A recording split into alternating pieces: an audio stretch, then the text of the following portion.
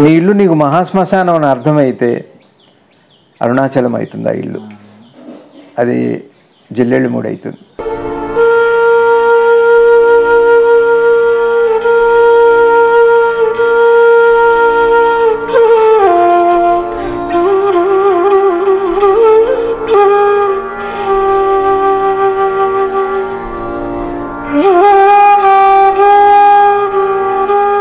పాత్రాన్ని గుర్తున్నవాడే పరమాత్మకి వారసుడైతాడు.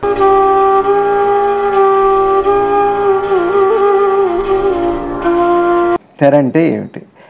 మీ స్వరూపాన్ని దాచిపెట్టి నేను ఇది అనుకుంటున్నారో దానికే మాయ తెర అని పేరు. అందరికీ కూడా, ఎవరికైనా సరే. జగన్నాటకంలో పాత్రధారే అనేక నాటకాల్లో అనేక పాత్రలు వేస్తున్నాడు, కానీ జగన్నాటకంలో పాత్రే లేకపోతే, దేహం అనే పాత్రే లేకపోతే ఇంకే పాత్ర చేయలేడు, వాడు అపాత్రుడే అవుతాడు.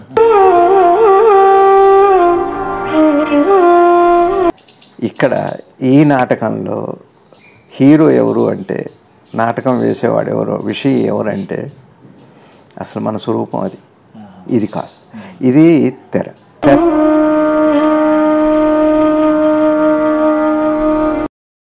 అంటే దేహంతో ఏం చేయాలో నాటకంలో లాగా చేస్తారు, కానీ దేహం నేనే అని అనుకొని మాత్రం చేయరు. ఇంక ఇది సాత్వికం అంటే. తామసికం అంటే ఏంటి? ఇక నేను పూర్తిగా ఆ తాదాత్మ్యతలో ఉండిపోవటం, లేదా ఒకదాన్ని ఏదైనా వెతుకుతుంటే ఇది సగం అది సగం 50-50గా ఉండటం, ఇదే మాయ తెర.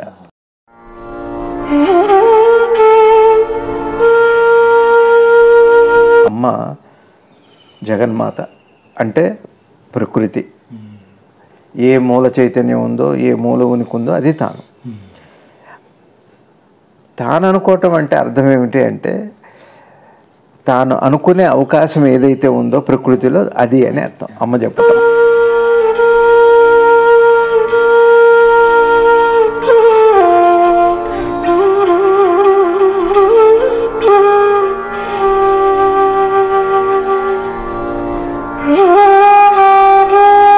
పవిత్రమైన దృష్టితో కృష్ణ అన్న ఏ నామం అన్నా కూడా ఆ తెర దగ్ధమైపోతుంది, ఆ తెర ఉండదు అక్కడ.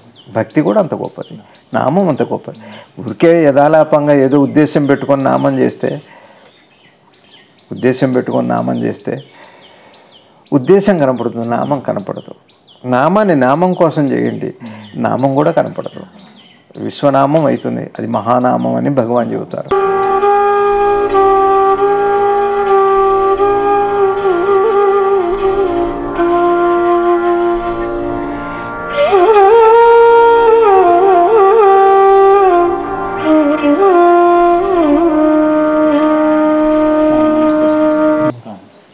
జిల్లెళ్ళమూడి అమ్మవారి దగ్గర జరిగినటువంటి సంభాషణ స్వామి. పోయినసారి మరిడమ్మ గారు అమ్మన్న మాటకి ఒకసారిగా ఒక అనుభూతిలోకి వెళ్ళిపోయి చాలాసేపు అట్లా ఉండిపోయారు.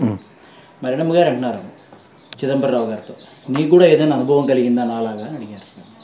చిదంబరరావు గారు అంటున్నారు, మన ఆవరణలోనే ఒక బ్రహ్మాండం నిండి ఉంది, అది అర్థమైనట్లు ఉండి అయోమయంగా ఉండేది, అర్థం కాకుండా ఉండి వారి వారి సంస్కారాలను బట్టి అర్థమయ్యేది, అసలు ఆ స్థితి అంతే నేనే అని చెప్పన్నారు స్వామి. మరిడమ్మ గారు అంటున్నారు ఆనంద బాష్పాలతో, ఈ ఉద్దేశాలు ఇదే ఇప్పుడున్న ఉద్దేశాలే సర్వవేళలా చెదరకుండా ఉండి నీలో చేర్చుకోమ్మా అని అమ్మని మనసులో కోరుకున్నారు స్వామి. చిదంబరరావు గారు అంటున్నారు, జరిగిపోయినవి వదిలేసాయి, ఇప్పుడు మనకు కలిగిన ఈ భావాలను మాయ కప్పకుండా ఉంటే చాలు అని అన్నారు. అమ్మ అటుగా వస్తూ లోపల తనలో తను అనుకుంటున్నారు స్వామి, నాటకంలో వేషాలు వేసుకోవడానికి తెరలు అవసరమైనట్లే ఇది కూడా అని అన్నారు. అది విన్నారు చిదంబరరావు గారు. నాకేనా ఈ సమాధానం చెప్పింది నువ్వు అన్నారు. అమ్మ అంటున్నారు, అనుకున్నది నా కోసమే, కానీ అందరికీ అది ఉపయోగపడవచ్చు అని అన్నారు. చిదంబరరావు గారు అంటున్నారు, ఈ ఉద్దేశాలు నిలుస్తాయని నమ్మకం ఏముందమ్మా మాకు, ఇప్పుడు బాగానే ఉంది కానీ తర్వాత ఇవి నిలవకపోవచ్చు కదా. అమ్మ అంటున్నారు, సంపూర్ణమైనప్పుడు ఇక తొరిగేదేముంది అని అన్నారు. చిదంబరరావు గారు అంటున్నారు, ఇప్పుడు ఒకసారి మాకు ఇక తిరుగులేదు, ఈ మాట అన్నావు కదా, నాకు ఇక తిరుగులేదు, ఒకవేళ నువ్వు మాయ కప్పినా ఒక్కసారి పూర్తిగా నీ అసలు రూపం చూపించి తెలియపరిచి అప్పుడు తెర వేసేసుకో నువ్వు అన్నారు. అమ్మ అంటున్నారు, స్వామి తెర లోపల తెర ఎప్పుడూ ఉంటుంది, నాకు తెర ఉంది, నేను వేషం వేసుకోవడానికి నాకు తెర, నా వేషం మీకు చూపించడానికి ఒక తెర, మాటలతో తొలగని తెరలవి, మూటలతో లోపలికి వెళ్ళలేని తెరలవి అంటున్నారు స్వామి. ఈ లాస్ట్ మాటలు లోతుగా ఉన్నాయి. ఓం శ్రీ శివానంద గురుభ్యో నమః. శ్రీ ఆంజనేయ పరబ్రహ్మణే నమః. శ్రీ ఆంజనేయ పరమగురువే నమః.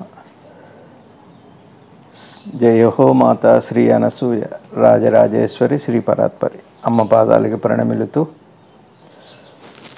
ఆత్మస్వరూపులు ఆత్మబంధువులైనందరికీ నమస్కారాలు తెలియజేసుకుంటూ అమ్మ చెప్పిన మాటల్ని బాగా అర్థం చేసుకొని విచారణ చేద్దాం. విచారణ చేసుకుంటూ అర్థం చేసుకోవటం, అర్థం చేసుకుంటూ విచారణ చేయటం. క్లుప్తంగా మరిడమ్మ గారికి అమ్మ సన్నిధిలో ఒక దివ్యానుభూతి అయింది. ఆవిడ మరిడమ్మ గారు నాకు ఇది ఇట్లా నిలిచిపోతే బాగుంటుంది, ఇలానే ఉంచమ్మా అని అమ్మని ప్రార్థన చేస్తున్నారు. అక్కడికి ఆవిడది. ఇక తర్వాత ఇక వారు అక్కడ చిదంబరావు గారు వారేమంటున్నారండి, అంతా అదే ఉంది కానీ అర్థమైనట్టుగా ఉంటుంది, అర్థం కానట్టుగా ఉంటుంది. జనరల్గా ఏంటంటే జ్ఞాని చెప్పే సమాధానం, అట్లానే పృచ్ఛకుడు వేసే ప్రశ్న, రెండిటికి ఖచ్చితంగా సామ్యం ఉంటుంది. అదే అసలు ఉపయోగపడేది మనకి. కాబట్టి బ్రహ్మాండం అంతా నిండి ఉంది ఆవరణగా. ఆవరణలో అని ఒక 2 మాటలు ఉన్నాయి ఇక్కడ. అంటే ఆవరణ అంటే ఇప్పుడు అక్కడ ప్రత్యక్షంగా అమ్మ ఉంది కదా, అది ఒక మాట వస్తుంది భక్తిగా తీసుకుంటే. యోగపరంగా తీసుకుంటే అది ఉంది ఆవరణగా, తెలుస్తుంది తెలియట్లేదు, అది ఒకటి. ఇకపోతే అదే విచారణ చేయటం. ఇప్పుడు అది విచారణ ఎక్కడొచ్చిందంటే తెలుస్తూ తెలియకుండా ఎందుకు ఉంది అన్న విషయం గురించే. ఇదే శాశ్వతం వాళ్ళని ఇంకొక మాట అనుభవాన్ని దీని మీద సాగింది. అయితే వారు చెప్పింది, చిదంబరావు గారు చెప్పింది. వారు ఏమంటున్నారంటే, అందుకనే అంటారు కదా భగవాన్ కూడా వాసనలు ఒకవేళ ఆత్మానుభవం అయినా యువతులకి విడుస్తాయని. అది చాలా ఇంపార్టెంట్. అనుభవం కంటే కూడా వీటి ప్రమాదం ఎక్కువగా ఉంది. చూడండి, పంట వేస్తారు, దున్నుతారు, సాగు చేసి పంట వేసి ఆ తర్వాత అక్కడ కాపాడుకోవటం చాలా కష్టం. ఇంటికి వచ్చేంత వరకు అసలు శ్రమ అంతా అక్కడే ఉంది. పంట వచ్చేంత వరకు కొంత ఉన్నాయి కానీ ఎక్కువ శ్రమ అంతా కూడా దాన్ని కాపాడుకోవటంలోనే. ఎంత కాపలా కాస్తారు, కాపలా అని అంటారు, ముందు కాపలా అన్నమాట రాదు. అట్లానే వాసనల యొక్క ప్రమాదం అలా ఉంటుంది, దాని పనితీరు అలా ఉంటుంది. కాబట్టి భావనలు కూడా సరే గ్రహించినా, ఒకళ్ళ అనుభవం అయినా గ్రహించినా మళ్ళీ జారకుండగా దాంట్లో నిలబడి భగవాన్ కూడా పట్టుకొని దాన్ని బాగా పట్టుకోమంటారు కదా, అది ఆ విషయం.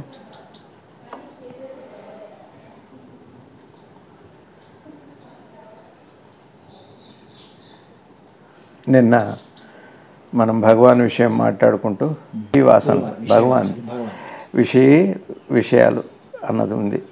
విషయాలు అన్నది అదే బ్రహ్మగా అన్నారు భగవాన్ కూడా. అంటే ఇప్పుడు మనకి నేనెవరు అన్నది విషయంలో భాగం అయిపోయింది.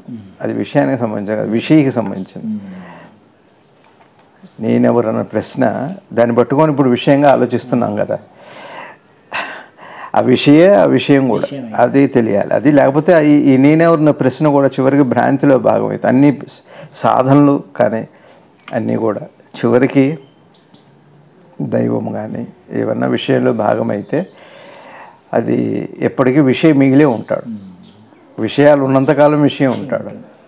కాబట్టి విషయాలు ఎట్లున్నప్పటికీ కూడా విషయాన్ని అర్థం చేసుకోవటం అన్నది చాలా ముఖ్యమైనది. ఇప్పుడు అరుణాచలం అని ఉంది, లేకపోతే జిల్లేడుముడి ఉంది. జిల్లేడుముడి విషయమైంది, అరుణాచలం ఒక విషయమైంది, భగవాన్ ఒక విషయమైంది, ఆత్మజ్ఞానం ఒక విషయమైంది, సాధన ఒక విషయమే.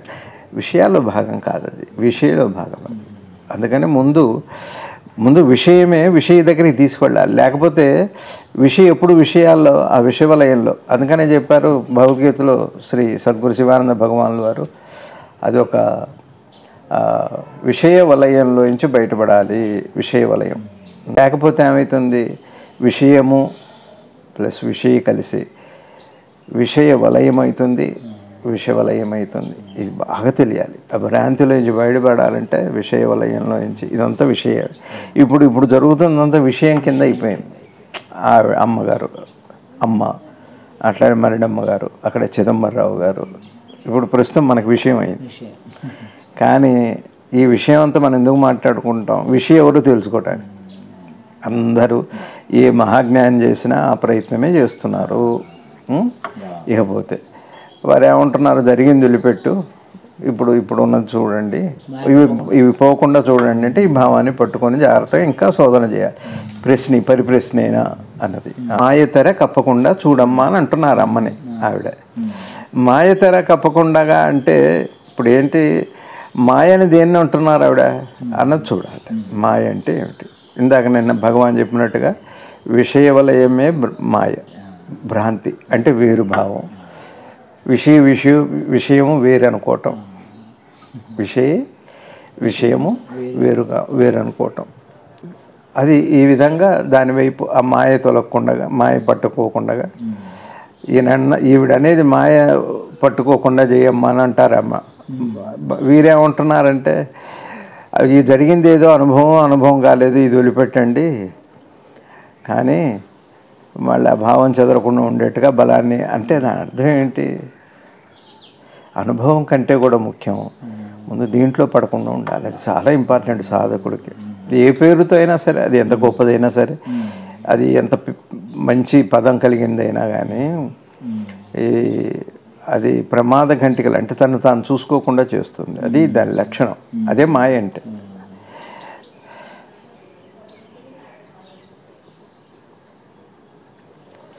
ఏముంది, మెలకు వచ్చేటప్పుడు అంత పవిత్రమైన వస్తువు అనుభవంలోకి వచ్చి కూడా మన అనుభవం లేకుండా పోతుందంటే అంతకని మాయ ఉంది. రవిగా అమ్మంటున్నా, అద్భుతమైన మాట చూడండి. ఇక్కడ నాటకాల్లో వేషాలు వేసుకోవటం అంటే, ఒకవేళ ఒక నాటకం వేస్తున్నాను ఇప్పుడు ఒక సినిమాలో కూడా డబుల్ యాక్షన్ ఉన్నప్పుడు మాకు తెలియక డబుల్ ఫోజ్ అనేవాళ్ళం చిన్నతనంలో. డబుల్ ఫోజ్ అనేవాళ్ళం. తర్వాత కొద్దిగా ఎదిగిన తర్వాత కొద్దిగా దానికి కొంచెం సామ్యమైన పదం డబుల్ యాక్షన్ అని అంటున్నాం అనుకోండి. ద్విపాత్ర ఒకడే, కానీ ద్విపాత్రలో కూడా ఎంతో కొంత గుర్తుపట్టేట్టుగా పెట్టకపోతే సినిమా ఉండదు. చివరికి వాలి సుగ్రీవుల యుద్ధంలో కూడా ఒకరిని గుర్తుపట్టడానికి ఒక దండో ఏదో కాదు. మాయ అంటే చూసారా, అక్కడ మాయ ఆధారం. నువ్వు ముందుకు జరగాలి అంటే ఒక మాయ ఆధారమేనండి. మాయతోనే మాయను తొలగించుకోవాలి. మీకు అర్థమవుతుందా? పరమాత్మ అయినా కూడా గుర్తుపట్టుకోవాలి అంటే భౌతికం ఉంది, ఇది మాయ. అట్లానే ఇక నాటకం అంటే ఏంటి? అనేక పాత్రకి రూపం లేకపోతే నాటకాన్ని మీరు గుర్తుపట్టలేరు. అప్పుడేం చేస్తారు? వ్యక్తిగానే చూస్తారు. వ్యక్తిగా చూస్తే నాటకం కాదు. నాటకంగా చూడాలంటే నాటకంలోని ఆ రూపనామాలు కనపడాలి కదా. అర్థమైంది ఇక్కడికి ఇది. కాబట్టి ఇది స్పష్టమే కదా నాటకాల్లో. అట్లా అందుకని నాటకాల్లో కూడా ఒకటో కృష్ణుడు, రెండో కృష్ణుడు, అట్లానే ఒకటో హరిశ్చంద్రుడు, రెండో హరిశ్చంద్రుడు అట్లా చెబుతారు. ఈ విధంగా మనం గమనించేటట్టయితే ఇవన్నీ ఎందుకు? కొనసాగింపు అనేది అట్లా లేకపోతే లేదు.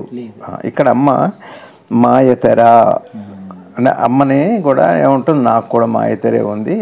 ఇప్పుడు ఈ మాయ తెరని అర్థం చేసుకో. ఏమిటి తెర మనకి? మాయ ఏమిటి, తెర ఏమిటి? ఇది మనం పాత విషయాలన్నీ ఒక్కసారి మననం చేసుకుంటే, సింహావలోకనం చేసుకుంటే మాయ తెర వచ్చాక మాయ వచ్చిందా, మాయ వచ్చాక తెర వచ్చిందా అన్నది. తెర అంటే అర్థం ఏంటి? అడ్డుగా ఉన్నది అని. తెర అంటే ఇంతే పెట్టుకోండి, అడ్డుగా ఉన్నది. సినిమా వేసేటప్పుడు తెరదీసి సినిమా వేస్తాం కదా. నాటకంలో కూడా తెరదీసి నాటకాలు వేస్తాం.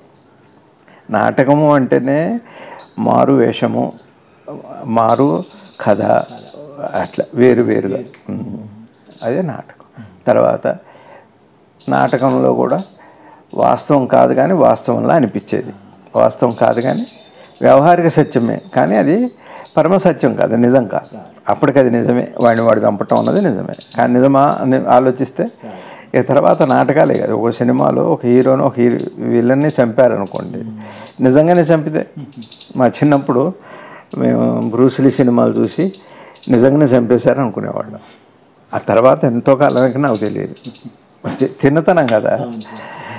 ఆయన నిజంగానే చంపేస్తాట సినిమాలో అన్నట్టు. కానీ తర్వాత మాకు నిజమే చంపారనుకుంటాం, కానీ ఇంకొక సినిమాలో అదే పాత్ర మళ్ళీ కనపడింది అన్న విషయం మనకు చూడట్లే, అట్లా మర్చిపోయి చూస్తున్నాం. అదే నాటకం అంటే మళ్ళీ తిరిగి వస్తుంటుంది.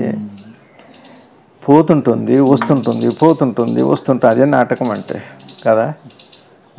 అక్కడ జరిగే సంఘటనలు వ్యవహారికంగా అప్పటికి అది నిజం, సత్యం కాదు.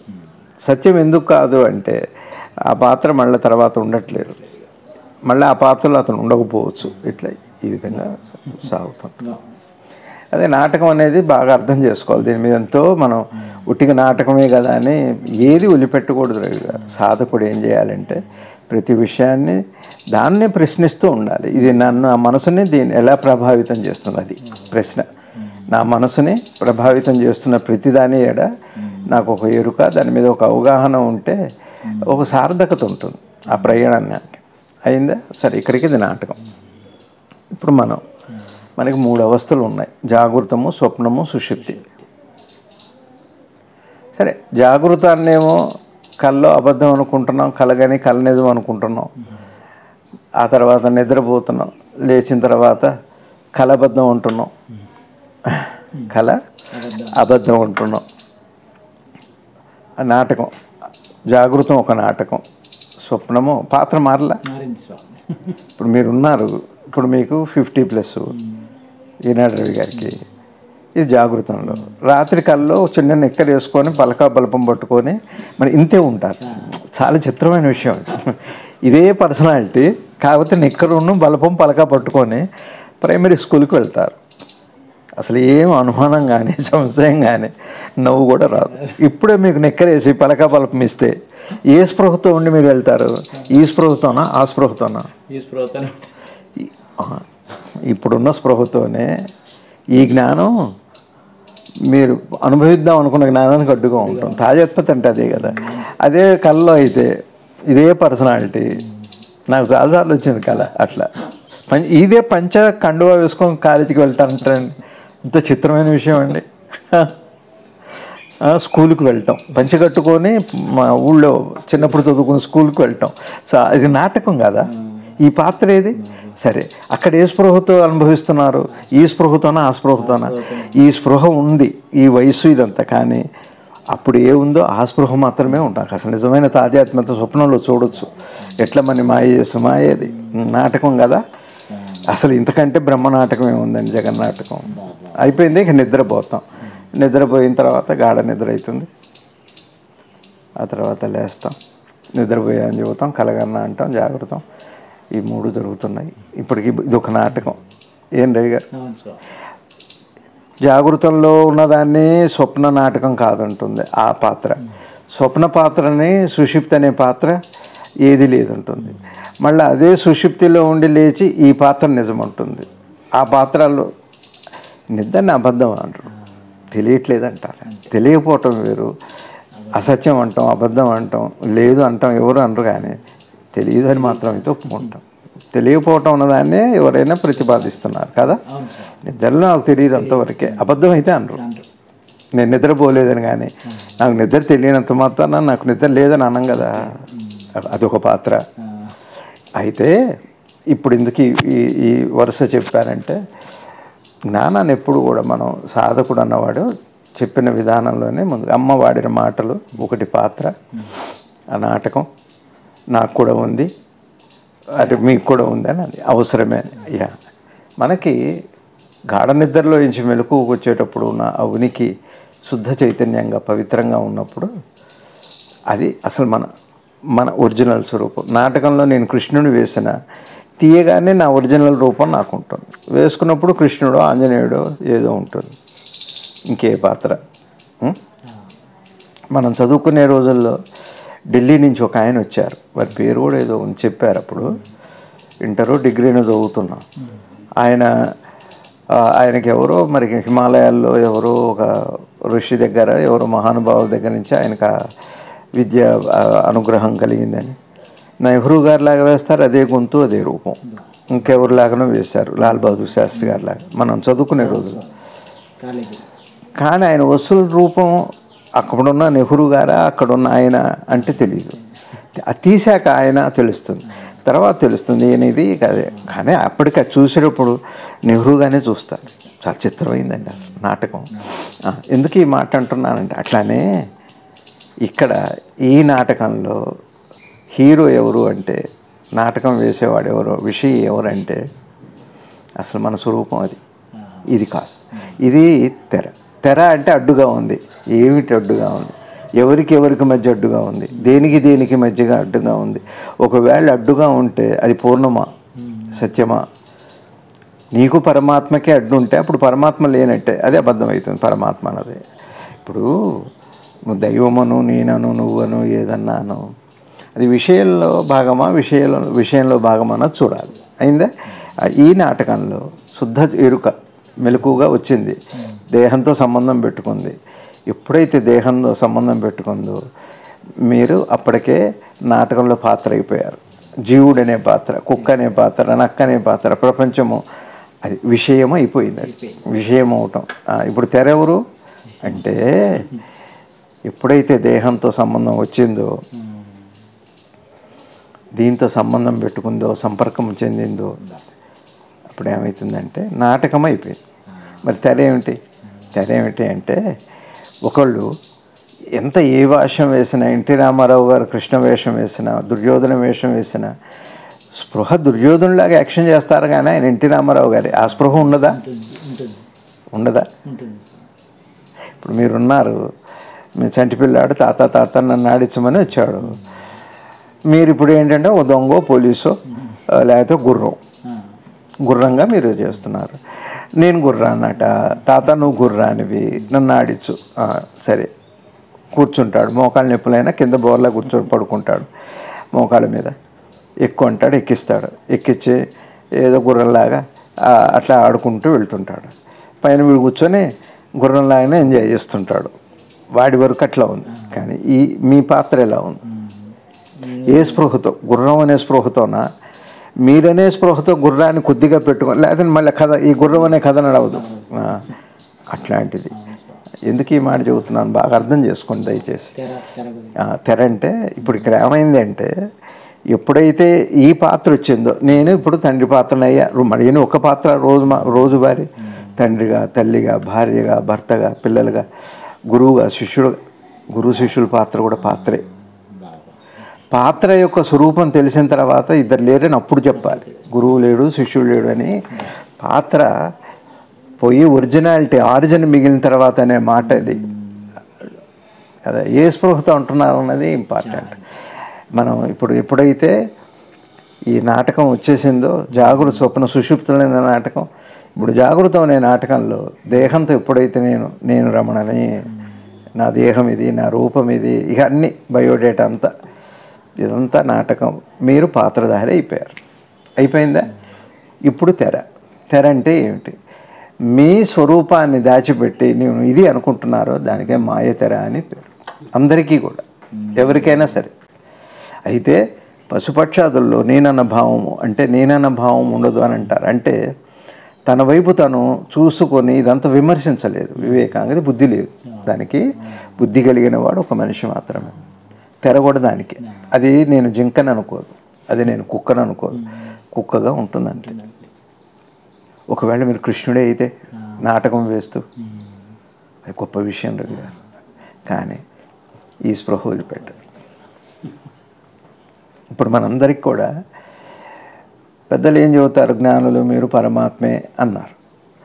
పరమాత్మే అన్నాక ఈ దేహంతో సంబంధం పెట్టుకొని నేను జీవుడినై, నేను మనిషినై, నేను స్త్రీనై, నేను పురుషుడినై, ఏ స్పృహతో నేను పరమాత్మను అంటున్నా, ఈ స్పృహే ఎక్కువైపోయింది. తెర వల్ల ఒకవేళ ఈ స్పృహ పోతే అది స్పృహ కాదు, అది స్పృహే. కానీ అది నిస్పృహ కాదు, సర్వస్పృహ. అది యూనివర్సల్ కాన్షియస్నెస్. ఇప్పుడు ఇదేమో బాడీ కాన్షియస్. ఇమేజ్ చూడండి, ఇక్కడ ఇమేజ్ అనేదే నాటకం. ఇమేజ్ నేను అనుకోవటం తెర. ఆ తెర ఉండకపోతే, ఇప్పుడు ఆ తెర ఉండకపోతే అమ్మకు కూడా అది ఎట్లుంటుంది? భగవాన్ అడిగారు, స్వామి మీకు అహంకారం ఉండదా అని. ఉంది, కానీ మీలాగా అంటే మామూలుగా ఉండే రాజసిక తామసిక అహంకారం ఉండదు, సాత్వికమైన అహంకారం ఉంటుంది. అంటే దేహంతో ఏం చేయాలో నాటకంలో లాగా చేస్తారు కానీ దేహం నేనే అని అనుకొని మాత్రం చేయరు. ఇంక ఇది సాత్వికం అంటే. తామసికం అంటే ఏంటి, ఇక నేను పూర్తిగా ఆ తాదాత్మ్యతలో ఉండిపోవటం, లేదా ఒకదాన్ని ఏదైనా వెతుకుతుంటే ఇది సగం అది సగం 50-50గా ఉండటం, ఇదే మాయ తెర. మీకు అర్థమైంది? భగవానికి ఏ స్పృహలో ఉంటారు అంటే స్పృహ యొక్క స్పృహలో ఉంటూ, దేహ స్పృహ లేకపోతే వాళ్ళు మాట్లాడలేరు, మీరు మాట్లాడలేరు, మీరు వాళ్ళతో మాట్లాడలేరు, వాళ్ళు ఏమీ చెప్పలేరు. చైతన్యం ఏం చేసింది, అందుకనే రూపనామాలని ఏర్పాటు చేసింది. నాటకంలో ఉనికి చైతన్యమై, చైతన్యం ఏం చేసిందంటే రూపాన్ని ఇచ్చింది, ఆ రూపంతో ఉనికి కలిసి నాటకమైంది. ఆ నాటకం ఇప్పుడు తెర అయిపోయింది. అక్కడ నాటకము తెర పాత్ర మూడు ఒకటే. నాటకము పాత్ర తెర. ఎట్లా అన్నారు, భగవానే చెప్పారు అద్భుతమైన ఉదాహరణ, ద్రష్టాదృక్కు దృశ్యంలాగా. ఉదాహరణకి మీరు ఒక సినిమా చూస్తున్నారు అనుకోండి, ఇప్పుడు మనం సినిమాను ప్రేక్షకుడు ఇక్కడ ఉన్నాం, సపోజ్ నువ్వే సినిమాలో భాగమైతే అట్లా. అది ఇదే విశ్వరూప దర్శనంలో భగవద్గీతలో జరిగింది. అదే నేను, నా పాత్ర, నేను చూసేది, నాకు అన్నీ కలిపి. అట్లానే ఇక్కడ ఎప్పుడైతే దేహం అనే పాత్ర వచ్చిందో, మీకు అర్థం, రోజు మనం ఆడేది నాటకమే, జగన్నాటకం అని దాన్ని అన్నారు. జగన్నాటకం అంటే ఇదే ప్రాతిపదికన సాగుతుంది, అందుకని జగన్నాటకం అంటే విశ్వం అంతా అదే కాబట్టి జగన్నాటకం అయింది. జగన్నాటక సూత్రధారి అంటే అది జగన్నాటకం. ఇది కాకుండా ఇంకొక సూత్రం మీద ఆధారపడదు, ఇదే సూత్రం, ఇది వస్తేనే. ఇప్పుడు అమ్మకు కూడా ఏమొచ్చింది, నేను అమ్మని మాట్లాడాలి అంటే ఈ నాటకంలో ఈ పాత్ర, దేహం అనే పాత్ర లేకపోతే మీకు ఇక్కడ ఏ పాత్ర లేదు. అన్ని పాత్రలు దేహం అనే పాత్రతోనే. అయితే తెరక్కర్లేదు, పాత్ర ఉండొచ్చు కానీ తెరక్కర్లేదు. తెర వచ్చింది, ఇప్పుడు తెర తీయరాదా రామా అని త్యాగరాజుల వారు తెర తీయగరారా రామా అనే ఒక పాట ఉంది, అద్భుతమైన. ఇదే ఈ ఇప్పుడు అమ్మ చెబుతున్న ఈ మాటకి త్యాగరాజుల వారి పాట వింటే నాకు మొత్తం రాదు, కానీ ఆ ఒక్క పదం చాలు మనకి. ఇప్పుడు మీకు అర్థమైందా నాటకం ఏంటి? ఇప్పుడు మీరు ఏం చేస్తున్నారు, జగన్నాటకంలో అసలు జగన్నాటకంలో పాత్రధారే అనేక నాటకాల్లో అనేక పాత్రలు వేస్తున్నాడు, కానీ జగన్నాటకంలో పాత్రే లేకపోతే, దేహం అనే పాత్రే లేకపోతే ఇంకే పాత్ర చేయలేడు, వాడు అపాత్రుడే అవుతాడు. అపాత్రత నీ స్వరూపంలో ఉంది, పాత్రత నీ జీవనంలో ఉన్నదంతా పాత్రే. అపాత్రత ఎప్పుడూ ఉంది, పాత్ర జాగృతంలో ఉంది, అపాత్రని సుషుప్తిలో ఉంది. స్వప్నంలో కూడా పాత్రే ఉంది, జాగృతంలో పాత్రే ఉంది. అపాత్ర ఎక్కడుంది అంటే, అపాత్ర ఎక్కడుంది, సుషుప్తులు, గాఢ నిద్రలో. చెప్పండి, గాఢ నిద్రలో మీకు దేహం ఉందా? లేదు. దేహం లేకపోతే పాత్ర ఉందా? మరి పాత్ర లేకపోతే కథ ఉందా? మరి కథ లేకుండా పాత్ర లేకుండా ఇంకేముంది? ఉన్నదేదో ఉంది, దాని పేరే నిద్ర. నాకు పాత్ర, ఇది పాత్ర అని గుర్తుపట్టిన వాడే, పాత్ర అని గుర్తున్నవాడే పరమాత్మకి వారసుడైతాడు. ఈ మాయ మళ్ళీ తెరేది. నాకు అమ్మ నిలబడాలి, నాకు అనుభవం అయింది, అయిన అనుభవం నిలబడాలి, ఒకవేళ దీన్ని కాపాడుకోవాలి, మళ్ళీ వచ్చి వాసనలు వచ్చి చెడగొడతాయి, జాగ్రత్తగా ఉండాలి, ఇట్లాంటి మాటలన్నీ కూడా ఈ తెరలో భాగమే, నాటకంలో భాగం కాదు, తెరలో భాగం. తెర పోయింది అనుకోండి, అదృశ్య తెర అని పెళ్ళెప్పుడు పెడతారు, అసలు మొదటిసారి చూసుకోవాలట భార్య, ఇద్దరు దంపతులు, వాళ్ళని ఒకళ్ళు అప్పుడు అట్లా ఉండేది ఒకప్పుడు పద్ధతి. సరే ఇప్పుడు పద్ధతి వేరు. ఇప్పుడు తెర ఉంది, అప్పట్లో తెర పెట్టారు, మొదటిసారి చూసుకునేవాళ్ళు, ఇప్పుడు లేదు, ఒకసారి చూసుకోవటం ఉంటుంది. అప్పుడు ఒకసారి చూసేవాళ్ళు, ఇప్పుడు ఒకసారి మాత్రమే చూసుకోవటం ఉంటుంది. కొద్దిగా మారింది అంతేగా, ఈ కాలంలో మార్పులు వస్తున్నాయి కదా. ఇప్పుడు అదృశ్య తెర పెట్టేవాళ్ళు అప్పుడు, ఇప్పుడు మనుషులు అదృశ్యం అయిపోతున్నారు, భార్యాభర్తలుగా ఎవరు దృశ్యమానంగా ఉన్నారు. ఆ విధంగా మనసు తన పోకళ్ళు ప్రకృతులు అనేక ప్రవాహంలో ఎన్నో మార్పులతో వెళ్ళిపోతూనే ఉంది. అది ఒక నాటకం. సరే కానివ్వండి, స్త్రీ పాత్ర అయినా, పురుష పాత్ర అయినా, భార్య పాత్ర అయినా, భర్త పాత్ర అయినా, చివరికి పరమాత్మ కూడా నాటకంలో పాత్ర అయిపోయింది. అది పాత్ర కాదు, అది పాత్ర కాదు. భగవంతుడి పాత్ర వేస్తే అది తెర వల్ల భగవంతుడి పాత్ర అయింది. తెర లేకపోతే తానే పాత్ర కాదు, అది పాత్ర కాదు, అది ఆయన పౌత్రుడవుతాడు, తానవుతాడు. ఇది అద్భుతమైన మాట అమ్మ ఇంత అద్భుతంగా చెబుతుంది అంటే, ఈ కథకి దేహాత్మ భావన అవసరమే. దేహాత్మ భావన అవసరమే కానీ దేహమే నేనన్న భావన అవసరం లేదు. అది తెర. దేహమే నేను అనుకోవటం తెర. ఆ నాటకానికి అది తెర అని చెప్పి అమ్మ చెబుతున్నారు. కాబట్టి నాకైనా అవసరం. ఇప్పుడు అమ్మని మీరు దేన్ని మాట్లాడుతున్నారు? ఆ దేహాన్నే కదా. అమ్మ కూడా దేనితో మాట్లాడుతున్నారు? ఆ దేహంతోనే కదా.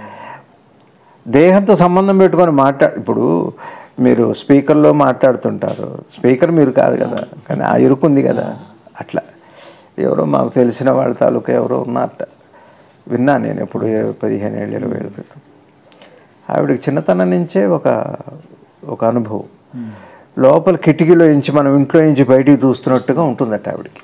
ఏమో అదొక అనుభవం. ఈ దేహంలో నుంచి తను విడిగా ఉండి చూస్తున్నట్టుగా ఉన్నాయి. ఇప్పటికీ ఉన్నారు మహానుభావులు, అట్లా ఉంటారు. అది కూడా ఉండదు, సహజమయ్యా. చూస్తున్నాను ఇందులో నుంచి అందులో నుంచి.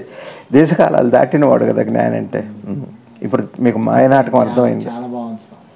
ఇప్పుడు మీరు నాన్న అన్న పాత్ర మీకు లేదనుకోండి, ఆ స్పృహ, మీ పిల్లలతో మీరు ఎట్లుంటారు ఒకసారి ఊహించి చూడండి. ఈ నాటకం అని తెలిసిన తర్వాత ఏమవుతుందంటే, మనకి ఈ వచ్చేటువంటి నిన్న చెప్పారు వీతరాగ భయక్రోధాలు ఉండవు. తెర అర్థమైపోతే వీతరాగ భయక్రోధాలు ఉండవు. ఇది భగవద్గీత. అనుకున్నది నా కోసము అంటే అర్థం ఏమిటి అంటే, ఇదేమిటి తను అనుకుంటే మనకెట్లా ఉపయోగపడుతుంది? అమ్మ అనుకుంది, ఆవిడ జ్ఞానం మనకెట్లా ఉపయోగపడుతుంది? ఒక కరెంటు బల్బు కనుక్కుంటే ప్రపంచం అంతా ఉపయోగపడుతుంది.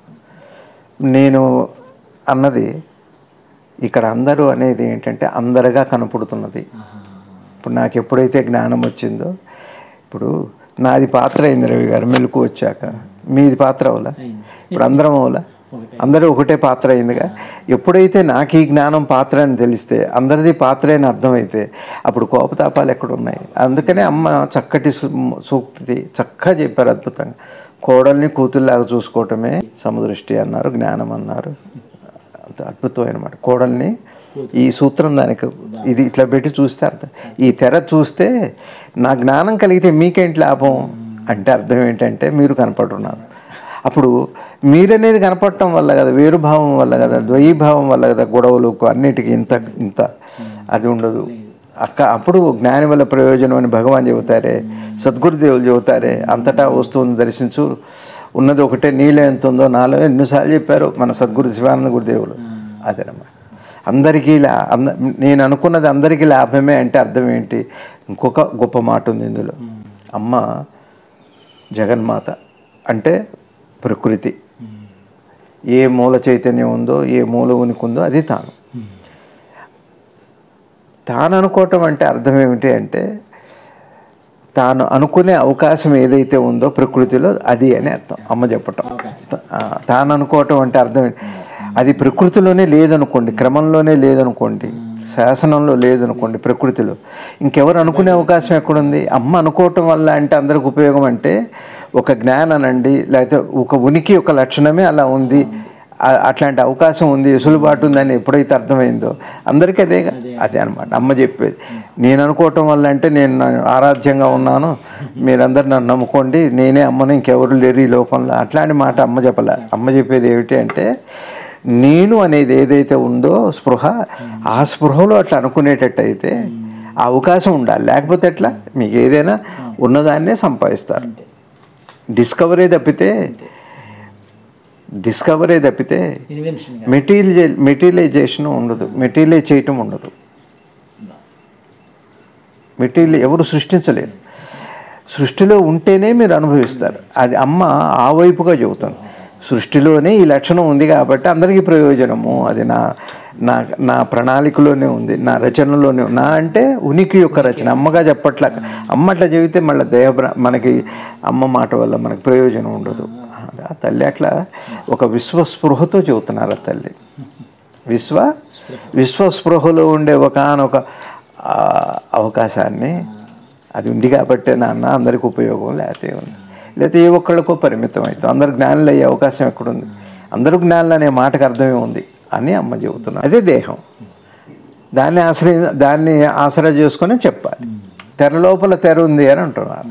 తెర లోపల తెర అంటే వాళ్ళకు కూడా దేహస్పృహ లేకపోతే మాట్లాడాలి. ఆ స్పృహే అక్కడ వాళ్ళకి తెర, ఒక స్పృహ చెబుతున్నారు. దేహాత్మ భావన, దేహ భావన, ఆత్మ భావన. మనకి జాగృతంలో దేహాత్మ భావన ఉంటుంది, స్వప్నంలో దేహం యొక్క భావన ఉంటుంది, సుషుప్తిలో ఆత్మభావన ఉండదు. కానీ ఆత్మభావన అవుతాడు.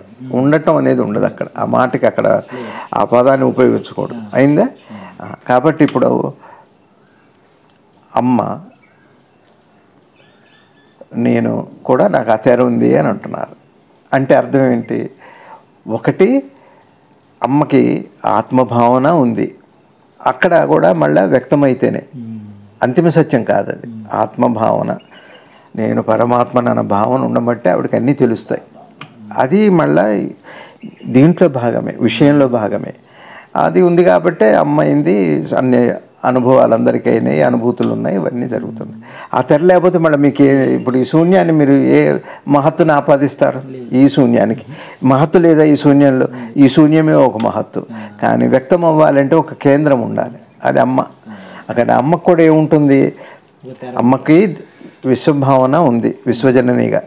అదే సమయంలో ఇంకొక తెర ఏమిటి అంటే దేహం అనే తెర. నా పిల్లలు, నా సంతానం, నా వాళ్ళు, రాండి తినండి, ఆకలి, నిద్ర, వాళ్ళ బాధ అన్నీ తానయ్యింది అంటే అదొక తెర.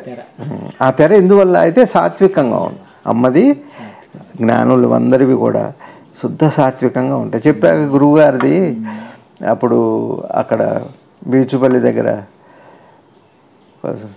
చిట్యాల దగ్గర యాక్సిడెంట్ అయితే, రైలు యాక్సిడెంట్ అయితే గురువుగారు రాత్రి అక్కడే ఉన్నారు. రమ్మంటారంటే వద్దంటారు. సరే ఎట్లయినా సరే అని అప్పుడు 12 వెళ్ళాం. వెళితే గురువుగారు అక్కడ పుస్తకం చదువుతున్నారు కారులో, అలా ఉన్నారు. వెళ్ళి స్వామి రమ్మంటే ఇందాకనే వచ్చేవాళ్ళం కదా, అప్పటికి 12 దాటిపోయింది. ఇక్కడికి వచ్చేసరికి 3 అయింది. అంటే వాళ్ళలో వాళ్ళ కష్టంలో నేను కూడా ఒకటయ్యాను అని అన్నారు. అది విశ్వప్రేమ. అన్న తర్వాత సరే గురువుగారు వచ్చారు, కారులో ఎక్కించుకున్న 118 అప్పుడు కారులో కూర్చున్నారు. నేను డ్రైవ్ చేస్తున్నా. ఒక వేగంగా ఒక లారీ వెళ్ళిపోయింది పక్క నుంచి. కొద్దిగా కళ్ళు తెరిచారు. లారీ వెళ్ళిందా అన్నారు. అంతే, మళ్ళీ కళ్ళు మూసుకున్నాను. ఇంతలోనే ఒక తాబేలు చిన్నగా రోడ్డు దాటుకుంటూ వెళ్తుంది. నేను చూసా, వేగంగా వెళ్తున్నాం. గురువుగారితో చెప్పే తాబేలు స్వామి అన్న. కళ్ళు తెరిచి చూశారు, ఇట్లా బ్లెస్ చేశారు, క్షేమంగా అవతలకు వెళ్ళాలి. అంతే. అది తెర వల్లే. ఆ తెర లేకపోతే ఈ కరుణ, దయ లక్షణానికి తెర కావాలి. అదే శివతత్వం. శివుడిది మహాశ్మశానం అంటారు, శివాలయం మహాశ్మశానం. ఒకటే మాట రవి గారు, మహాశ్మశానం అంటే భూతప్రేత పిశాచాలు కాదు. మీరు శ్మశానం నుంచి ఏం తెచ్చుకుంటారు? తెచ్చుకోవటానికి ఏముంది? అక్కడ కూడా ఒలిపెట్టింది లేదు, తెచ్చుకోవటానికి కూడా లేదు. అది పూర్ణ స్ఫురణ, స్వయం స్ఫురణ ఏదైతే ఉందో దానికి మహాశ్మశానం అని పేరు. మళ్ళా కాశీకి మహాశ్మశానం అని ఎలా పేరు ఉందో ఆనంద నిలయం అని కూడా పేరు. ఆనందవనం, గురువుగారి తోటకి ఆనందవనం అని పేరు. ఆనందవనం అంటే అర్థం ఏంటంటే నువ్వు పొందటానికి కానీ పోగొట్టుకోవటానికి ఏం లేదో దానికి మహాశ్మశానం అని పేరు. మీరేంటి శ్మశానం నుంచి ఏం పొందుతారు? పోనీ ఏం పోగొట్టుకుంటారు? పోయింది తెలిస్తే పోగొట్టుకున్నట్టు, వచ్చింది తెలిస్తే పొందినట్టు. తెలియటమే పోయినప్పుడు అది మహాశ్మశానం. దానికి శివుడు అని పేరు. ధ్రువుడికి అంతే జరిగింది. నారాయణమూర్తి లోపలికి వెళ్ళి అది కల్పించి కానీ అతనికి కావాల్సింది ఇవ్వలేదట. అంత కష్టం. మామూలు నారాయణమూర్తి కాబట్టి చేయగలిగాడు. చిత్తంలో మన జీవలక్షణం కల్పించి, అది నారాయణమూర్తి. శివతత్వం కూడా అది అక్కడే ఉంది. 2 ఇట్లా మనం మహాశ్మశానాన్ని ఇట్లా అర్థం చేసుకుంటే ఏ క్షేత్రమైన ఎక్కడికి నీ ఇల్లు కూడా ఒక మహాశ్మశానం. నీ ఇల్లు నీకు మహాశ్మశానం అని అర్థమైతే అరుణాచలం అవుతుంది ఆ ఇల్లు. అది జిల్లెళ్ళిమూడి అవుతుంది కదా. కాబట్టి ఇక్కడ అమ్మ చెబుతున్నది ఏమిటంటే అమ్మకు కూడా ఒక తెర ఉంది. ఈ తెరే. ఆ తెర ఎట్లా ఉంది? సాత్వికంగా. ఇప్పుడు మన తెర ఉంది రజస్సుగా తమస్సుగా ఉంది.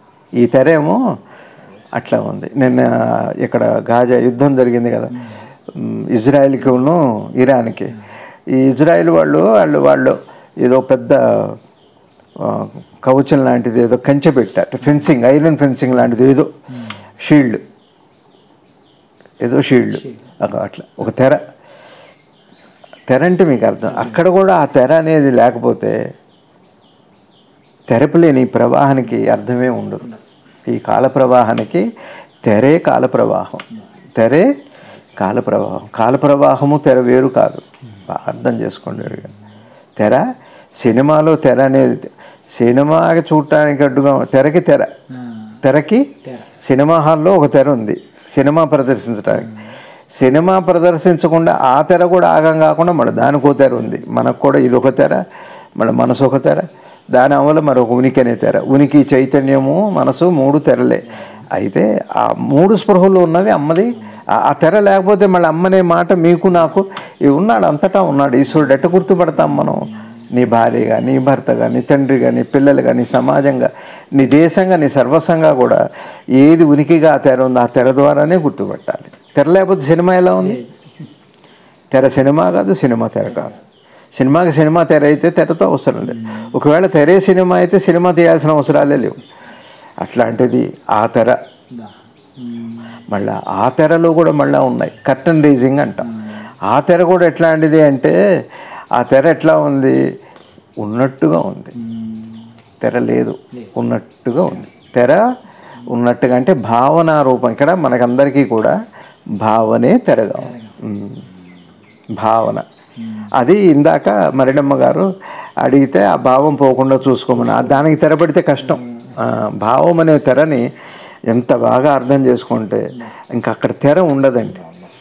థెరపీ కూడా ఉండదు, థెరపీ కూడా లేదు. థెరపీ అని ఇంగ్లీష్లో ఉందిగా. అట్లాంటివి అదే అంత జ్ఞానం అంటే. అమ్మ అదే చెబుతున్నా. నాకు తెర ఉంది, మళ్ళీ మీకుంటుంది నాకు ఉండదు అన్నట్టు చెప్పదు. నాకుంటుంది మీకు ఉండదు, లేదా మీకుంటుంది నాకు ఉండదు, ఇట్లాంటివి చెప్పరు. ఈ నాటకమే నిజమైతే జగన్ నాటకం తెర అందరికీ ఉండాలి, కృష్ణుడికైనా ఉండాల్సిందే తెర. అందుకనే విద్య నేర్చుకోవాల్సి వచ్చింది. ఆ తెరకి ఒక ఆరంభం ఉంది కదా. రాములు వారికి వశిష్ఠుడు, కృష్ణ పరమాత్మకి సాందీపులు, ఆంజనేయులు వారికి సూర్యుడు భగవానుడు, అట్లా గురువు గారికి రమణ భగవాను. ప్రతి వ్యక్తికి కూడా ఆ తెరకి తెర తీసేస్తే అది తెరకి తెర తీయటం అంటే భావం తీన భావాలు తీరాదా రామా భావములోన బాహ్యమునందున గోవిందా అందుకని భక్తి కూడా చాలా గొప్పది. ఆ పవిత్రమైన దృష్టితో కృష్ణాన్న ఏ నామం అన్నా కూడా ఆ తెర దగ్ధమైపోతుంది. ఆ తెర ఉండదు అక్కడ. భక్తి కూడా అంత గొప్పది, నామం అంత గొప్పది. ఊరికే యథాలాపంగా ఏదో ఉద్దేశం పెట్టుకొని నామం చేస్తే ఉద్దేశం కనపడుతుంది, నామం కనపడదు. నామాన్ని నామం కోసం చేయండి, నామం కూడా కనపడదు. విశ్వనామం అవుతుంది, అది మహానామం అని భగవాన్ చెబుతారు. నాకు అంటే అర్థం ఏంటి? ప్రకృతి సత్యాన్ని గుర్తుపట్టాలి అంటే స్థూలం నుంచి సూక్ష్మానికి కదా వెళ్తాం. ఒక సబ్జెక్ట్ నుంచి కదా ఆబ్జెక్ట్కి వెళ్తాం, ఆబ్జెక్ట్ నుంచి సబ్జెక్ట్కి వెళ్తాం. ఇక్కడ ఆబ్జెక్టే తెర. అట్లా లేకపోతే సబ్జెక్ట్ అనేది ఉండదు. కాబట్టి అమ్మ ఎవరు? జగన్మాత, మహాతల్లి లేదా పరమాత్మ, మీరు ఎవరన్నా అనండి. దానికైనా తెర అంటే ఇది ఆలోచన అనేది నాకు కూడా ఉంది, నేను దానికి భిన్నం కాదు. అమ్మ మీకు కూడా వస్తాయి, జరగనున్నది జరగమానదు, కాందేది కానేది. భగవాన్ కూడా అన్నారు, కానున్నది కాకమాందు, కాంది కానే కాదు. నువ్వు ఎంత ప్రయత్నం చేసినా అవ్వదు. ఒకవేళ అవ్వంది, నువ్వు ఎంత ప్రయత్నం చేసినా ఏది ఉంటే అది అక్కడ నువ్వు లేవు. ఇది నా వేషం మీకు చూపించడానికి. అంటే అర్థం ఏంటి? ఇప్పుడు మీరు నాకు కనపడాలంటే ఏంటి? మీరు పాత్రే, నాకు తెలియాలిగా. మరి నాకు కూడా ఈ తెర కావాలి. అంటే మీకు నాకు మధ్య ఈ కథ నడవటానికి ఒక తెర కనపడటానికి తెరలాగా, సినిమా హాల్లో తెరలాగా. అది ఇక్కడ ఇంకొక తెర ఏమిటి అంటే, అందుకనే మన భగవాను, మన ఆదిశంకర్లు వారు, అద్వైత బోధలు, మాయ ఆవరణ విక్షేపం అక్కడ ఉన్నాయి. ఆవరణ విక్షేపం ఇప్పుడు తాడు పావులా కనపడింది, ఇది ఒక తెర. పాము తాడు దగ్గరికి వెళ్ళి చూశారు, ఇప్పుడు ఏమైంది? పాము పోయింది, మరి తాడు ఉందిగా. నిజంగా తాడుందా అంటే ఆవరణ విక్షేపం అని 2 మాటలు వాడతారు వివేక చూడమణిలో. ఇది ఇట్లా పెట్టుకుంటే అదొక తెర. మీకు నాకు మధ్య నాకు ఒక తెర ఉండాలి, మీకు నాకు మధ్య తెర లేకపోతే మీరు నన్ను చూడటంగానే నేను మిమ్మల్ని చూడటంగానే ఉండదు. అదొక తెర విశ్వానికి. అదే మాయ, ద్వంద్వము, ఇవన్నీ ఉన్నాయి. అది మాటలతో అంటే ఊరికే దైవం అన్న పరమాత్మ అన్న ఎంత ప్రవచనం చెప్పండి, ఎంత పాండిత్యం ఉండండి, అవన్నీ మాటల వరకు, విషయంలో భాగమే అవుతుంది. ఇన్ని కొనలేము మనం. సంపాదించేవాళ్ళు సంపాదిస్తారు, నేను ఇస్తాను అది ఇస్తాను, ఇది నిన్ను చేర్చగలిగిన వస్తువు అది. నీ తెర నీకు తీయకపోతే నీ తెర నువ్వే తీసుకోవాలి. కర్టన్ రైజింగ్ ఎక్కడ బయట అయితే ఎవరో చేయాలి, కానీ ఇక్కడ నీకు నువ్వే రిమోట్, నీకు నువ్వే రిమోట్. కాబట్టి మాటలతో కానీ డబ్బు మూటలతో కానీ సత్యాన్ని కొనలేవు. ఈ తెర పోదు, ఇంకా తెర పెరుగుతుంది. మాటలతో తెర పెరుగుతుంది, మూటలతో కూడా వాళ్ళు పెరుగుతారు, వీళ్ళు పెరుగుతారు. మూటల వల్ల వస్తుందంటే ఇంకా నేను ప్రయత్నం ఏం చేస్తా అండి. అదే కృష్ణమూర్తి గారు అంటారు, తప్పించుకుపోతున్నారని, ఆధారపడి తప్పించుకుపోతున్నారు అంటున్నారు. అసలు నువ్వు ఆధారపడ్డది నీ మీద, ఆధారపడవలసింది కూడా నీ మీదే. అసలు మీరు మీ మీద ఆధారపడ్డారా? అట్లా కాదు రవి గారు, మన ఇద్దరం కలిసి నిద్రపోతున్నాం. నా మెలకు మీద మీరు ఆధారపడ్డారా? మీ మెలకు మీద మీరు ఆధారపడ్డారా? మీకు మెలకు వస్తే మీ మెలకు మీకు ఆధారం, నా మెలకు నాకు ఆధారం. నా మెలకు మీకు ఆధారం కాదు, మీ మెలకు నాకు ఆధారం కాదు. జ్ఞానం అంటే అది. మీ మెలకువే మీకు ఆధారమైనప్పుడు అసలు మీ మీద మీరు ఆధారపడ్డారు. దాన్ని మర్చిపోయి మరొకరు మరి మాటల ద్వారానో మూటల ద్వారానో కొంతమంది వాళ్ళు ఏం చేస్తున్నారంటే ఈ అమాయకత్వాన్ని చక్కగా రకరకాల వాళ్ళు సద్వినియోగం చేసుకుంటున్నారు. పర్లేదు, దానికి ఎప్పుడూ ఏదో ఒక రోజున ఒక ఆఘాతాన్ని. ఆ తెరలేకపోతే జీవనం ఉండదు. సత్తు చిత్తు ఆనందంలో చిత్తు లేకపోతే చిత్తు ఒక తెర రవి గారు, ఆనందం ఒక తెర. సత్తుకి ఈ రెండిటి వల్ల అది దానికి తెరగా ఉంది, కానీ అది ఒక అద్భుతమైన ఒక శబ్దం. అది ఓంకారము, హ్రీంకారము. శివుడికి ఓంకారం ఎట్టనో పరమాత్మకి అమ్మవారికి హ్రీంకారం అట్లాంటిది. అదే భ్రమరము.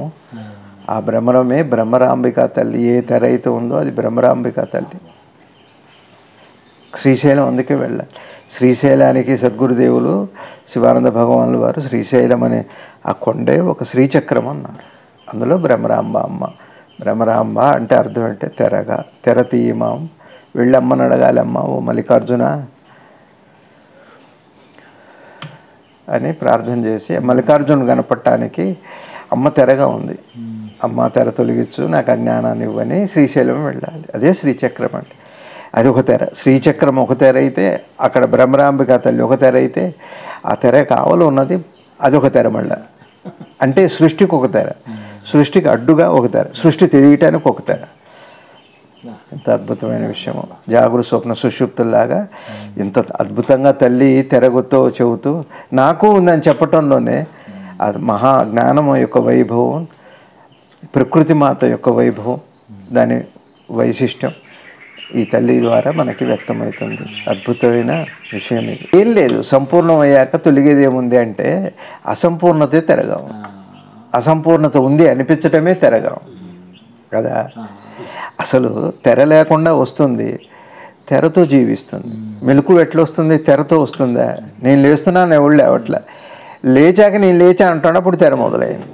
కాబట్టి సంపూర్ణత ఉంది నీలోనే. అదే అసంపూర్ణత ఉంది అని అనుకుంటున్నావు కాబట్టి అది సహజం అవటం అంటే అర్థం ఏంటంటే సహజంగానే అది ఉంది అని. సహజం అవటం అంటే దాని సహజత్వాన్ని గుర్తుపట్టడం, నువ్వు అవటం కాదు. సహజంగా సహజత్వాన్ని గుర్తుపట్టడమే సహజం ఉంది అని తెలియటం. అని అమ్మ అయితే తొలిగేది ఏముంది అంటే ఇంకా మాట చాలు, ఇంకా మాకేముంది అని అంటే అమ్మ అమ్మ సత్యం జ్ఞానం ఏం చెబుతున్నారంటే తొలగటానికి కూడా ఏముంది, సంపూర్ణమయ్యాక తొలిగేది ఏముంది అంటంలో అర్థం ఏంటంటే సంపూర్ణంగా తొలగటానికి ఏముంది అని అమ్మ చెబుతున్నారు. అదే అట్లా అదే వారికి అర్థమైంది. మళ్ళీ ఇటువైపు ఏది చిదంబరరావు గారి వైపు నుంచి ఆయనకు అర్థమైంది ఏంటంటే సంపూర్ణమైతే తొలిగేది ఏముంది అని అమ్మ అంటే అర్థం ఏమిటంటే ఉన్నది సంపూర్ణమేగా, తొలగటానికి ఏముంది అని వారికి అర్థమైంది. చాలా అద్భుతమైన బోధ. అమ్మ పాదాలకి ప్రణామం. సద్గురు శివానంద గురుదేవుల వారికి ప్రణమిలుతూ భారత్ మాతకు జై. ఆ మహాతల్లిని అందించింది కదా ఈ తల్లి. ఈరోజు ఇవాళ మనం తలుచుకుంటున్నాం తత్వాన్ని, సత్యాన్ని.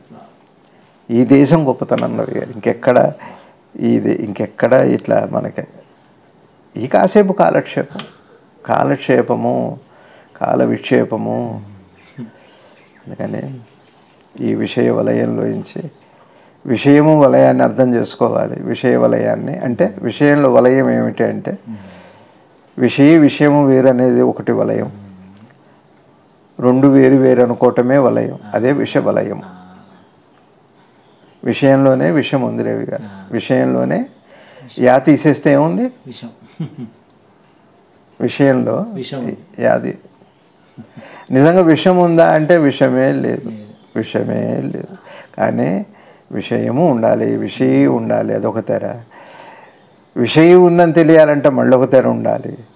విషయ దాకా వెళ్ళాక సహజమయ్యాక తెరలతో పని లేదు. కానీ జీవనానికి అది తెరే. ఈ సత్యము అమ్మ మనకు అందించారు. భారత్ మాతకు నువ్వు ఏ దేశంలో ఉండు, అమెరికా ఉండు, ఆస్ట్రేలియా ఉండు, మన సంస్కృతి మన సంప్రదాయము కట్టు బొట్టు సర్వస్వము కూడా ఇది భారతమాత అంటే. ఏ దేశమేగినా ఎందుకు కాలిడినా పొగడరా నీ తల్లి భూమి.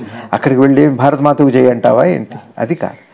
నీ వేషము, నీ కట్టుబాటు, నీ ఆలోచన మొత్తం ఆ సవ్య దిశగా వెళ్ళటం పేరే దేశభక్తి. అది భారతమాత అని సద్గురుదేవులు దేశభక్తి గురించి చెప్పారు. నమస్కారం.